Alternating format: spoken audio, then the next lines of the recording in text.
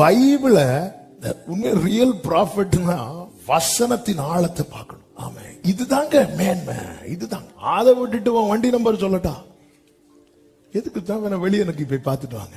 நம்ம எதை பார்த்து பிரமிப்படைகிறோம். இன்னைக்கு சபையே, நீ எங்க போயிட்டு இருக்கிற? நீ கர்த்தர் எழுதி தந்த வார்த்தை உனக்கு வீண் பேச்சாய் தோன்றுகிறது. யாரோ சொன்னுகிற என்ன வார்த்தை உனக்கு பிரமிப்பா இருக்கிறதா?